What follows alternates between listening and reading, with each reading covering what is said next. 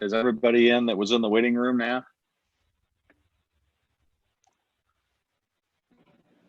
I'm here, Yeah. Sean. Kevin Cool. Oh, okay. Sean, this is Dave. I'm here. Okay. Well, it is 3:02, so we can go ahead and get started. I know at the meeting, Mike, usually the chair does the roll call, but I got a list of the names here, so I can just read them off, and then you can take it from there. Okay. Okay. So we'll start the building advisory board meeting for Tuesday, March 9th, 2021. Start with roll call. Mike McCall. Here. Ryan White. Kevin Cool. Here. Mark Frazier. Dwayne Grace. New member, Mr. Holmgren. Here.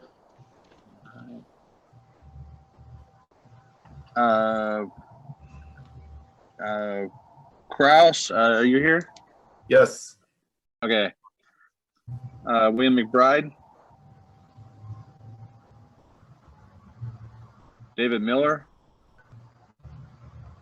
Greg Nichols. Yeah, I'm here. Rick Walters.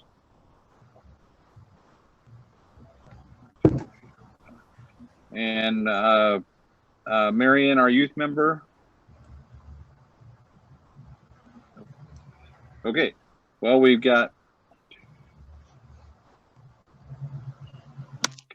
5 members here out of 11. So we're not going to be doing any official action on anything today, so you don't have to vote on anything. And so if you've read the agenda, we're going to go over minutes from the last meeting. I guess we can't approve those, so we'll have to bump item 2.1 to the next meeting since we don't have a quorum. And then we can go over the rest of the stuff on here. We can do the annual report to the city commission and the code update information, and also the Rick's report on code footprint stuff. So anyway, Mike, if you want to take it away. All right. I guess we'll start with new business. Anything from the public that would like to speak?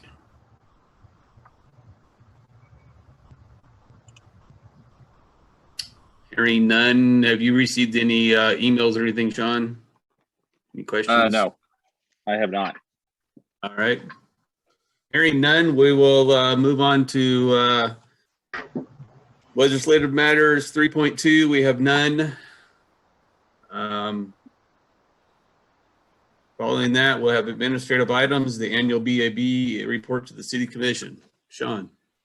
All right. You should have received a copy of this in your packets.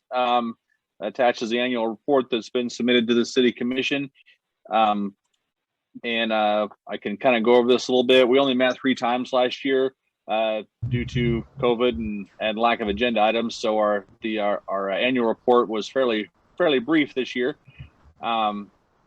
Accomplishments: board reviewed its bylaws and considered changes to make them similar to other boards. The board held training on citizen volunteer board requirements. Goals for next year: I put down board will work with staff to improve code appeal and property maintenance appeal hearing process. The board will continue to address the continuing education needs for the contractors and will provide direction on providing CEU opportunities. Number 3, the board will continue to seek involvement from the design professional and contractors to ensure that we are providing the best service possible for the residents of Salina. And number 4, the board will present process of reviewing and updating Salina's model construction codes. I'll go in a little bit deeper into that here in the next segment. Other items of interest, didn't really have anything. and then of course the attendance of last year's meetings is listed there. Our bylaws. Yeah. I don't see Mike's name on that list. Yeah, that was the only one I noticed. I wasn't on that list, so I'm not sure what happened. I Well, want to make sure you either didn't. Maybe he was on the next page and it got it might have, I think it was, and it got it kind of chunked off there. Okay. Yeah, I remember writing your numbers down. So my apologies, Mr. Chair. And if there are others on a page too, that I only got page 1, so. Yeah, I think whenever it got scanned into the packet, we didn't get the where you were on there, Mike. So my apologies. So anyway, yeah, I do remember putting him on there. And there is a general bylaw rule that you have to come to at least half the meetings. But since we only had 3 last year, we're not going to penalize anybody for missing last year. So we'll kind of start fresh this year. We're going to meet more this year, a lot more. So I think that'll come back around. So anyway, that's all of that. So. All right. Our next topic is discussion on code update. Okay. I've been working pretty hard on we call it a project management plan here, and it basically spells out the whole process on how we're going to go about reasons why we need code update, reasons for doing it, the method of which we're going to do it, meeting layouts, all this business. I've got that about 90% done. Have to get that over to the city manager for approval for us to move forward on that. At the next building advisory board meeting, I will bring that to you guys, and then you can someone can bring it up as a motion, whether or not we want to, move forward or not. And if we do, then we can move ahead and start scheduling that whole process. But that will be at the next meeting. I'll bring that to you, and we can kind of get rolling. But yeah, as of right now, I gotta get it to the city manager for approval, and then we'll bring it back to the board. All right. Let's see. Number 4, unfinished business. We have a presentation on code footprint. Yeah. What we're going to do, I'm going to have Rick's going to go over. He's got a PowerPoint here. We'll share screens here, so we'll bring that forward. And then at the conclusion of the meeting, or actually if everybody's there or while you're here, that's fine. But shoot me an email while you're here, so we have an email address to get back to you for your certificate for continuing education. This meeting will count for that, obviously. But I need everybody on the call, not just the board members, to shoot me an email either while Rick's talking or after the meeting, or however you want to do it. But shoot me an email letting me know that you were there, and so we have an email address to send it back to you. Board members, you don't have to do that. We've got your names down here, and we already have your contact stuff. But everybody else, if you could shoot me a note, and it is my email address is Sean, SEAN, Pilcher, PILCHER @salina.org. So yeah, shoot me a note and we'll get your certificates out. And with that, Rick, if you want to take it away.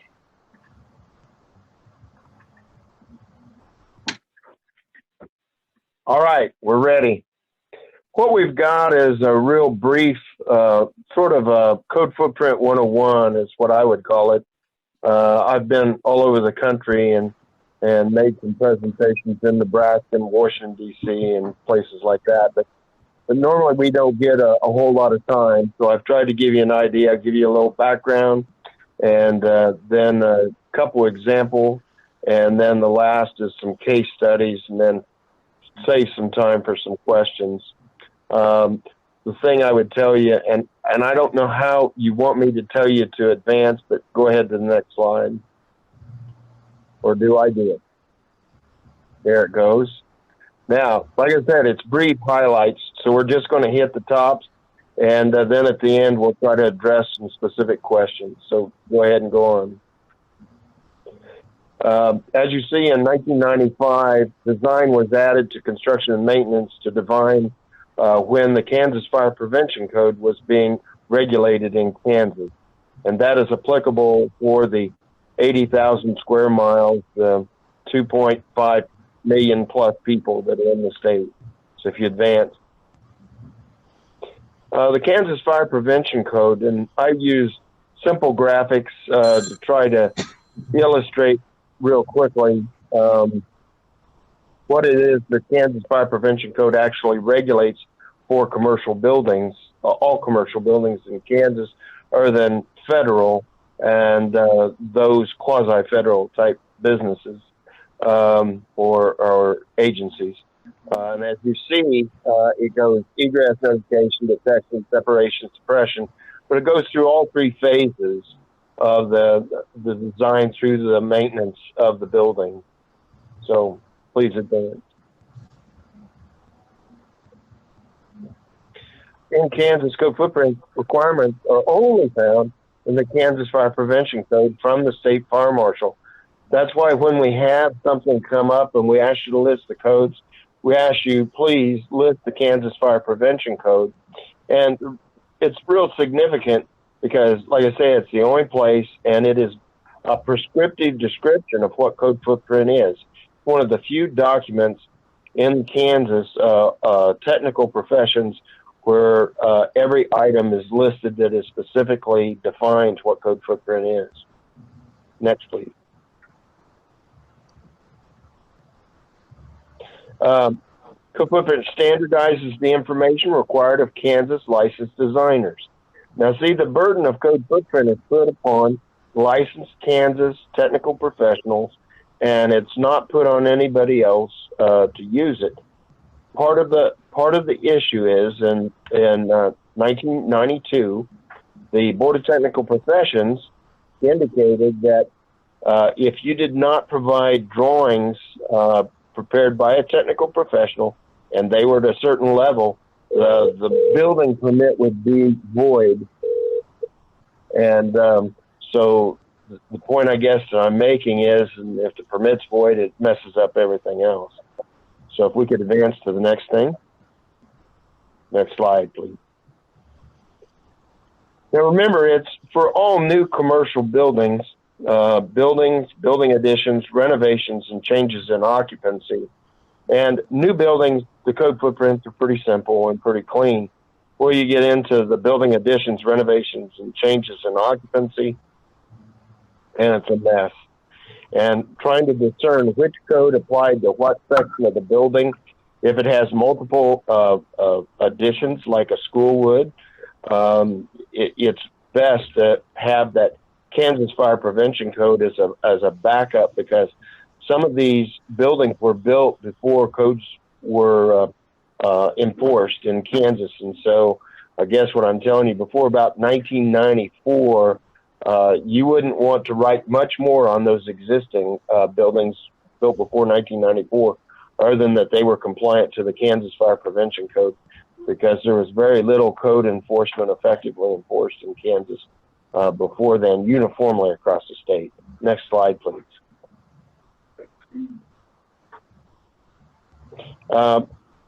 Now, remember, I'm a simple guy, and simply code footprint shows and tells. I'm a big show and tell guy. How to get from the inside of a building to a public way. And a public way is a street, an alley, even a parking lot attached to the building, but it has to connect to the street or alley. Please, next slide. Now, there is types of occupancies, including prisons, nursing homes, hospitals, those that were dependent, or the occupants are dependent on somebody else to help them. And so They built in something, and so simply the code footprint shows and tells how to get to the public way, but it gives them another interior or internal second exit so they don't have to put them outside, because sometimes there's higher risk exposing the elderly or ill to outside environment. And so, and detention for security purposes, they run them to the other side of the building. So if a fire's in one compartment, they move them to another compartment. You'll be seeing, while you may not see the plan for this, this will come up with the new Salina County Jail. You'd move to the next slide, please. Now, part of the reason to show you this list is to show you I had shown the Kansas Fire Prevention Code earlier in a matrix that shows exiting, notification, detection, separation, suppression, all that in, and then, but to determine what the proper exiting is, you have to know the location, the occupancy type, occupant load, and then everything else falls into place. So next slide, please. Okay. Let me see if there we go. Okay. Now, don't look too much at the artwork. That's from the Capitol, by the way. But the one thing I want you to understand, that code footprint is intended as a standalone document. It's supposed to be self-explanatory. It's supposed to be simple. It's supposed to focus on the strengths of features that support exiting from each individual building, and it's intended for the life of the building until the building has been modified. Last thing up there, I'm going clockwise, by the way. I didn't tell you that. I intentionally did that, so because it's logical to sort of follow it around. Provides a consistent historical reference to safeguard occupant exiting. It intentionally eliminates sections of the code that are not required. Notice I didn't use the term not applicable. Code footprint is intended to discern between what is required and what's not required. So when people started filling out sections of it and said not applicable, they are mistaken. It's not required. All the sections of code are applicable. It's just that they are required or not required. Next slide, please. Okay. Code footprint has been state law for all these commercial buildings since 2004. It's required statewide, and that, like I told you, is about 80,000 plus 2.5 million people. All new commercial buildings, building additions, renovations, changes in use. And then here's the benefit for people or agencies like Salina Building Department. It's an optional use. We don't have to use it, and we won't be penalized. It just is an offering that must be produced by the architect or engineer for the project and be available, but we don't have to look at it if we don't want to. Next slide, please.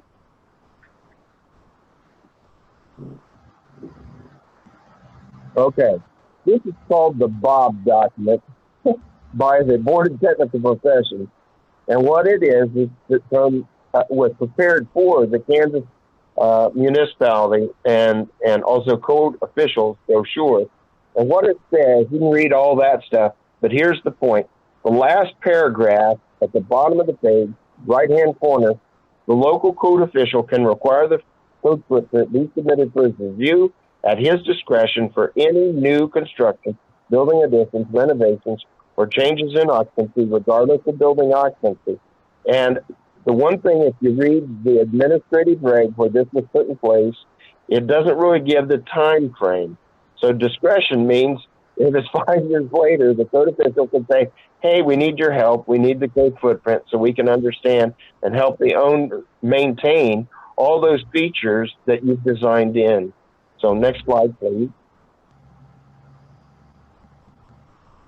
Now, to me, one of the beauties of code footprint is there's so many different people that are on the design, construction, and maintenance of a facility. It'd be nice to have a document that they can refer to and not be doing redundant work or doing insufficient work. And so the code footprint is really like putting everybody on the same sheet of music. Next slide, please. Okay. one thing that to tell you, there has been articles published about code footprint. There's a 15-minute video that was just produced and distributed by the Kansas State Fire Marshal's Office through the Kansas Highway Patrol, and so it's high caliber stuff. And then a few magazines had article on it, and then I've listed when things started kicking in place, which was 2004, the Kansas Administrative Regulations, and then in 2016 they had updated the Kansas Municipalities and Codes Officials brochure, and then the Kansas Buildings Fire Safety Handbook, Fire Fact 10, with the State Fire Marshal. So there's some other additional resources, and there's a number of others, but these are ones that I could get on quickly. Please, next slide. Okay, just for grins and giggles, I live in Abilene, and Sealy Mansion's one of the most beautiful places I've ever visited, and bold. I used to lead tours down there as well as maintain their yard, and I tell you what, their bowling alley is one of the most fun things I've ever done at a place, and it looks like the system that you see down at the district Eat and Play at the Central Mall. So that gives you an idea of some pictures from within the facility.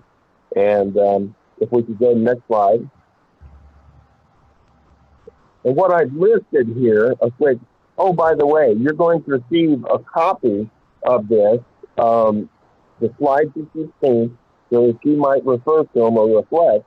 But that whole house is intriguing to me because it was built after the 1904 World's Fair in St. Louis, and they brought back a lot of artifacts from that fair and incorporated it into the building. And so it's health, safety, and well-being. And so I broke that down and provided the list for you. It's an interesting place. It's inexpensive to visit. And please, when you're there spending all your money in Abilene, please eat there because we've been hard hit by COVID as well. So next slide, please.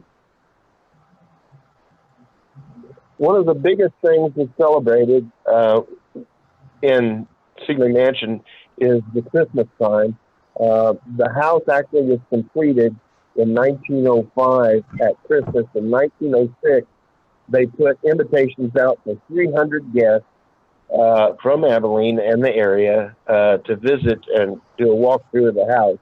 And so they decorated to the hilt. And each year, they provide larger and larger displays.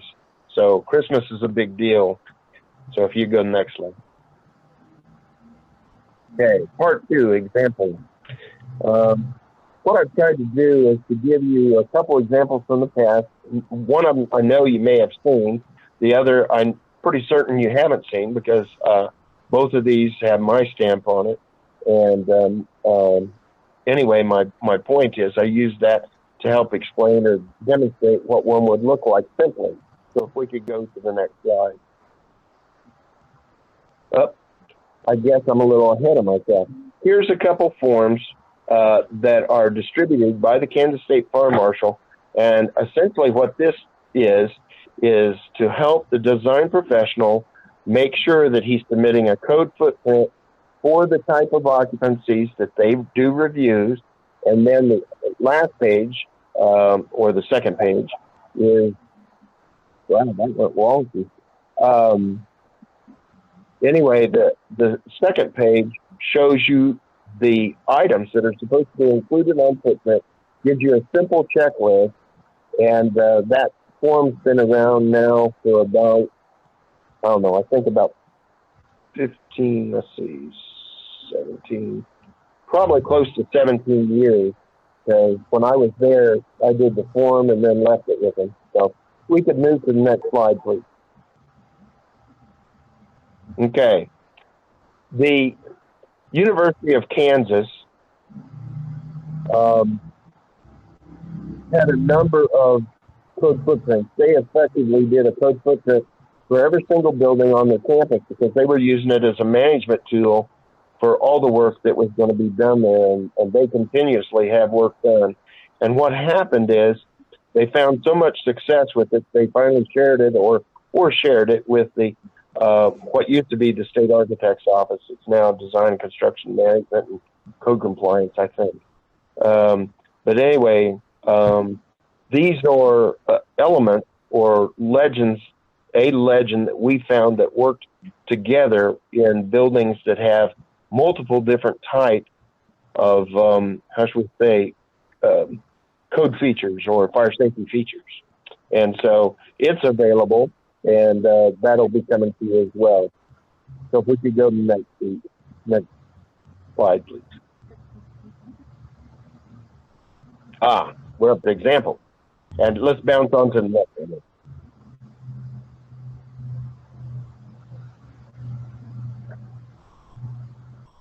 Okay. This was obviously not the first code footprint, but this was the first code footprint that was sent out as an example to share with other people. It was actually called something else. This was from 1988. And at that time in Johnson County, there were a number of schools being built with exterior exits in addition to had interior corridors. But the ones when you have an exterior exit, it reduces the rating on those corridors. So they weren't at that time under that code, Uniform Building Code, they were not required to have rated corridors. And as you know, everybody blocked those rated corridor doors open, and so a lot of that was really tough to enforce. But that just gives you an idea, a quick glance of what we hope to see. I call the code footprint a scope document. It's a scope document for exiting, but also could be used as a scope document for access. So to make sure everybody's on the same page to know what components in terms of handicap accessibility and are provided. If you go to the next slide, please. Okay. Next slide after that. Sorry. Okay. One of the things that happens to us is we get changes in occupancy and renovations, and we have sometimes it's a combination of both. In Salina this year, we have a real opportunity to see something sort of unique. A church has bought, or actually I think they were given, a bowling alley that we've had replaced by a new facility here near City Hall. It's where all the city employees spend their lunches. No, they don't. But anyway, the point is that they took over this building and they're in the process of gutting it and pretty much done with that. And they're getting ready to start putting back because they're going to build a church inside this bowling alley. And so anyway, I had talked to them and they gave me permission to do a code footprint based on the information they had done as preliminary. And they told me I could then use this as an example to share with other people. And so what I'm doing here is this. You see by the example, I've isolated an 11 by 17 sheet to show you narrative. The narrative then, the font size can be a little bigger for people like myself who have trouble reading small print type. And I guess what I'm saying is that was the intent that had been worked out with the university when they were retroactively doing a lot of existing buildings. And so what this did for them is they could take this as a template sheet, change the things that were applicable to the building, but yet keep that sheet rolling. And so by formatting a single, they saved a lot of time. And then the advantage also is when it's 1 or 2 story buildings, they could have a sheet for each floor showing the floor plan, and it was a smaller scale. Scale of the floor plan, it can be really small, and that's what I want to show you. But the important part is to be able to read that narrative. And I do a lot of magnifying glass work or enlarge it on the screen. I do both. But I guess what I'm telling you is it needs to start up because large as you can get it, because a lot of this stuff, when it's either printed or it comes across the screen, stuff gets blurry. So I appreciate it. If we could go to the next page, please. Now, in a code footprint, you need to have a site plan because remember, the whole objective is to be able to know how you're getting from there to a public way And in this case, they open to a private parking lot that opens to alleys and streets. Now, one of the things that I've recommended on this one is because, and you'll see the floor plan next slide, but we're not ready there yet. So I went ahead and did calculations because they're going to have rooms with high concentrations of people, and so we have to have certain exit widths and certain numbers of people kick in different code requirements. But the other thing I did was just provide a simple legend schedule of rooms. And you see why this becomes a benefit when I show you the next slide, please. Okay. One of the benefits to us is we can see by proportion. We can see clearly where the exits are. Remember, this is a communication tool, and what we're trying very hard to do is to know where those exits are, because the whole idea is this document will hopefully follow this building from the time it's conceived until the time it's torn down or changes in use or is added onto.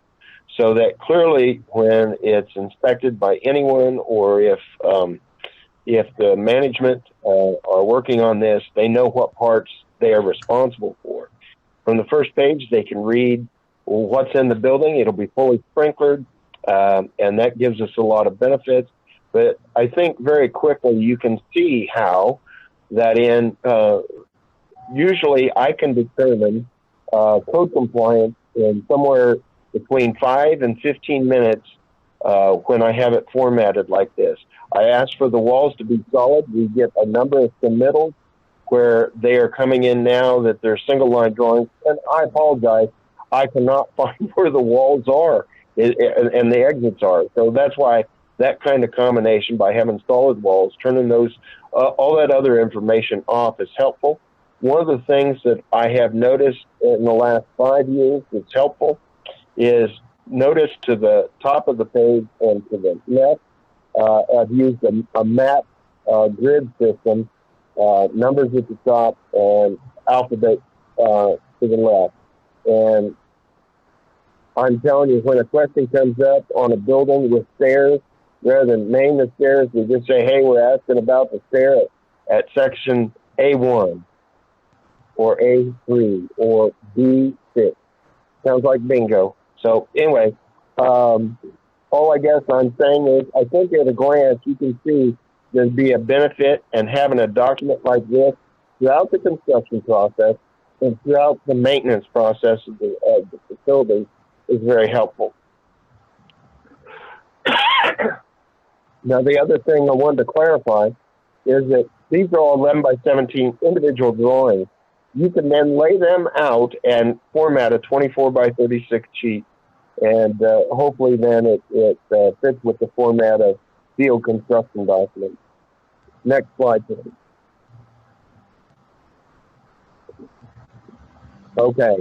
Years ago, what my interest was to get a statewide building code so we would all be on the same page. But from what I have seen in the past 30 years is that Code Footprint does a better job, and here's why. Because it applies to specific sections of code that apply to that building. So, and so it's, how to say, it eliminates the sections of code that aren't applicable, and so it doesn't confuse people as badly as a statewide building code might. Next slide, please. Okay, we're up to part 3, where Code Footprint has been used other than new construction. And so one of the things, and I'll talk about it a little bit, I worked for a short time, always a short time, but as always, I worked for a short time for a fire protection engineer. And so we went out to existing buildings and we used Code Footprint to identify sections of buildings that were non-compliant. And so we developed something called compensatory solutions. And we also developed a plan of correction. Sometimes, in fact, plan of correction was usually first, and then we implement some compensatory measures. Now, compensatory does not mean that it is to the letter of the code. It is under the provisions of equal or better. because with the whole concept and footprint as being exiting to get the occupants to the public way, if we could speed up their evacuation of the building by either the knowledge through the fire alarm system or automatic smoke detection throughout the building, it would compensate for some of these other areas of non-compliance. So if we could start that next slide, please. An existing building, like I told you, I've read through that, the plan of correction, and they work for a reference to future fire inspections because it's in the Kansas Fire Prevention Code. One of the things when I worked at the State Fire Marshal's office, we had almost no documentation that reflected any technical professional's work at all. Either it was that or we had enough to take a horse. We'd have enough plans on a Pizza Hut to choke a horse, and on a nursing home, we almost had nothing. And so we tried by this to sort of make a level playing field. Some of the other uses for code footprint, of course, is for educational purposes.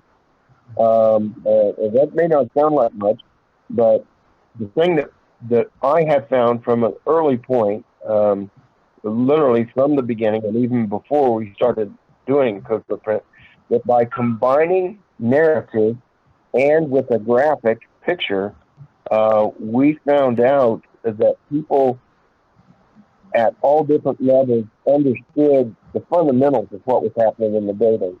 They didn't need to know the finishes. They didn't need to know some of the intimacies of the door locks and that. As long as we walk in and saw lever handles and appendix hardware where required, we could get on with it. Code footprint, as I told you, has been or will be used for maintenance of these buildings. By having the list of what they are, we now can look through that list and match it up with the required inspection and testing provisions of the code that make sure that the sprinkler is tested, inspected annually and tested quarterly, and as well as hood systems, and those be listed, and it's intended to help the owners take their responsibilities seriously and puts less burden than on the code enforcement code. One thing I wanted to qualify about code footprint is it has two distinct parts, okay? And those two sheets that sort of got wonky on the screen there for a bit, one was the types of occupancies that go to the state formation. The other was the types of features that are in the building. Well, I had a conversation just within the last 10 days with an architect, and there's misunderstanding. And I said that there are graphic parts, and it lists the parts on that sheet, what part is to be shown graphically, and then there's a part that says narrative. The idea with having the narrative, and I'll give you a couple examples, is we have assembly occupancies throughout the state, churches and entertainment and libraries, you name it. There's all kinds of bars and restaurants. And the whole idea is that instead of narrowing and cutting yourself, no slack at all, just write in that there will be emergency lighting throughout the exit paths of this assembly occupancy. If you try to measure and show exactly where those lights are, it works against you. What has happened a number of times is our inspectors go out, they see the footprint, it shows exactly where the emergency light is supposed to be, and they have now got it as a pit bull and have held onto that. If it's moved 5 feet over, they make them move the light back. Now, you and I both know that at 1 foot candle, emergency lighting would have worked at the one location. But what happens is the experience is like telling a child, I want that, taking out the trash. And so they take out the trash, but they don't take it out to the curb. And you're going, oh, I got to be more specific. So in this case, we just use a lot of generalities in the narrative save yourself some energy. The whole idea is that everybody reads it, but then when the code enforcers come in and there's no emergency lights in that room or there's no sprinklers in that, they go, hey, what's this? It's not sprinkled as it says it's sprinkled. Now, there's been failures in construction. That's part of the reason code footprint exists. When I first started my work in code enforcement, we had problems, and they were in those types of occupancies that I told you. Usually you want to start off on a good foot, so we included all new construction, but usually the worst problems occur in building additions and renovations and changing the occupancy. And all of those require code footprint by state law. We could go to the next slide, please.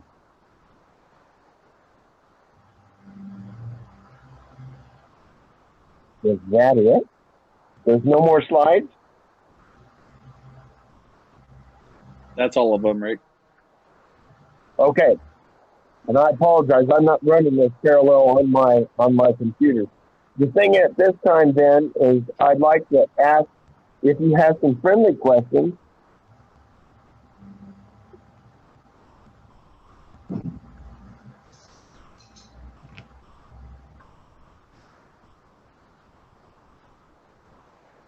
Okay. I'm glad I've answered all your questions.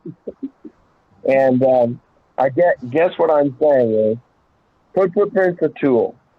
It was never intended to be the end. It was a step. And because we had literally nothing to work with when I was at the state farm marshal, people would call us and say, well, you approved this. And I said, okay, you provide us a copy of the letter because we can't find any approvals. And what we started finding was they had done construction since an verbal approval was given, and they complicated their whole own life. And so we started requiring footprint to give us a chance. And even people without technical training were able to read it. So, well, if there's no other questions, we will send you copies of these slides, and there'll be others that could not participate today, and we'll send them a copy too. They've requested to be copied on the slide. So if something comes up in the future, please let us know, and we'll try to at least tell you what our interpretation of it is.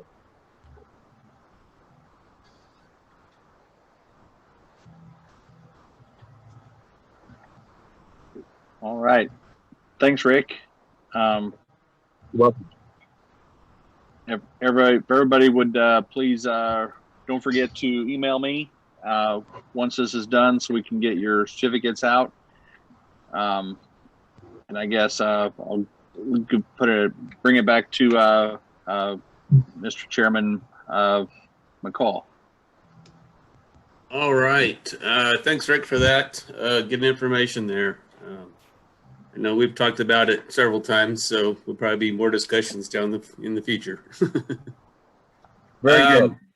Number 5, public forum. Do I have anything from the public? Any comments the public would like to address?